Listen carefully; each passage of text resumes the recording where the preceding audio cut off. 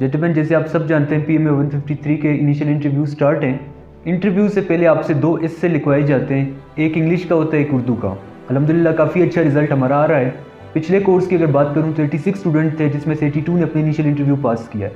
इस कोर्स में भी बच्चों ने आगाज़ कर दिया अल्हम्दुलिल्लाह। तो ये 20 टॉपिक्स अभी तक रिपीट हो चुके हैं, जो कि मैं आपसे शेयर कर रहा हूँ।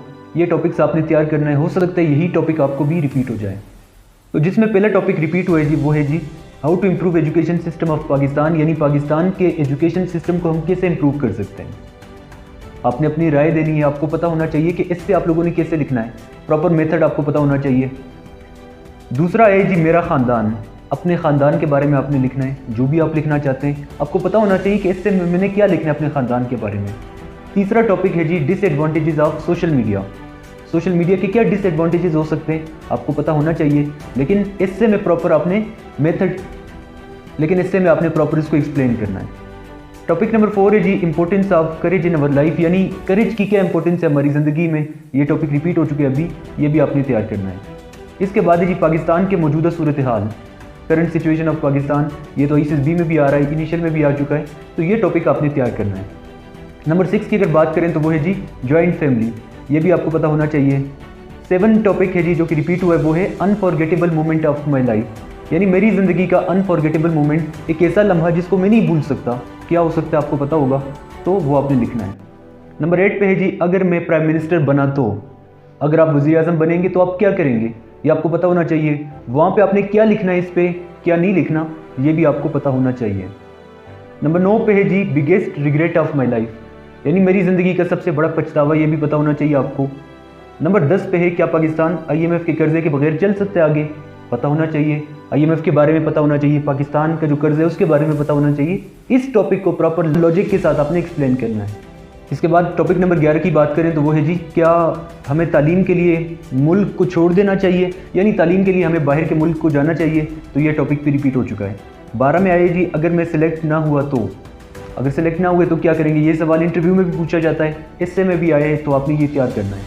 13 में आए जी एनर्जी क्राइसिस, ये भी आपने तैयार करना है। इसके बाद 14 में क्या पाकिस्तान एक बेहतरीन कौम है, बहुत से बच्चे कहेंगे पाकिस्तान एक बेहतरीन कौम नहीं है, ये है वो है, नेगेटिव चीज़ें लिखेंगे। आपको पता होना चाहिए कि पॉजिटिव चीज़ आप कैसे लिख सकते हैं। 15 पे टॉपिक आए जी इसराइल पैलेस्टाइन कन्फ्लिक्ट, ये तो करंट अफेयर से रिलेटेड है, ये तो आजकल ये टॉपिक तो लाजमी आएगा, ये बार बार रिपीट होगा। इसराइल और फ़लस्तीन का मामला आपको पता होना चाहिए, क्या चीज़ आप लिख सकते हैं ये भी आपको पता होना चाहिए। इसके बाद टॉपिक नंबर 16 है जी justice delayed is justice denied, यानी अगर इंसाफ में ताख़ीर होता है उसका मतलब ये कि इंसाफ ना मिलने के बराबर, इंसाफ में ताख़ीर इंसाफ ना मिलने के बराबर है। 17 में मेरा बचपन, आपका बचपन कैसा था, कौन सी चीज़ें आप लिख सकते हैं, इससे में कैसे लिख सकते हैं, पता होना चाहिए। 18 में पाकिस्तान चाइना रिलेशन, पाक चाइना रिलेशन, ये आपको पता होना चाहिए, थोड़ी सी इसकी हिस्ट्री पता होनी चाहिए। 19 में जी डेमोक्रेसी इन पाकिस्तान, यानी पाकिस्तान में जमहूरियत, ये भी आपको पता होना चाहिए। टॉपिक नंबर 20 आए जी मेरी ज़िंदगी का खुशगवार वाक़या, ना खुशगवार वाक़या, आपको पता होना चाहिए कि आपकी ज़िंदगी का ना खुशगवार वाक़या क्या था, लेकिन कभी भी आपने नेगेटिव नहीं लिखना। टॉपिक तो ज़ाहिर बात है थोड़ा सा नेगेटिव आप लिखेंगे, लेकिन इतना नेगेटिव आपने नहीं लिखना कि वो आपको रिजेक्ट करने पे मजबूर हो जाए, इतना नेगेटिव आपने नहीं जाना।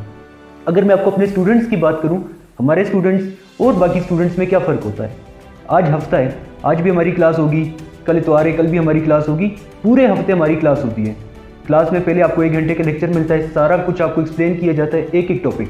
उसके बाद आप लोग सवाल पूछते हैं, सवाल पूछने के बाद इंग्लिश के टॉपिक्स आपको मिलते हैं, टॉपिक पे आप लोग बात करते हैं इंग्लिश में, एक टॉपिक पे बात करते नहीं होते आपसे, दोबारा टॉपिक पे दूसरे पे बात करते हैं, तीसरे पे 4-5 टॉपिक बात करने के बाद आपकी इंग्लिश एक दिन में इतनी हो जाती है कि इंटरव्यू में जाने के लिए आप में कॉन्फिडेंस पैदा हो जाता है। तो इसके बाद दिन को फिर आपको इससे के टॉपिक्स मिलते हैं क्लास के बाद, वो आप दिन को इससे लिख के हमें भेजते हैं, जो भी गलतियाँ आपकी होती हैं वो सारे हम आपको बताते हैं, कंप्लीट आपको सॉल्व टॉपिक्स मिलते हैं, दिन को आप मॉक इंटरव्यूज़ देते हैं। इसीलिए जब हमारा स्टूडेंट जाता है इंटरव्यू में, उसको ना इससे लिखने में मसला होता है, ना इंटरव्यू में मसला होता है, ना introduction, merits, demerits, hobby, sports, किसी भी चीज़ में मसला नहीं होता।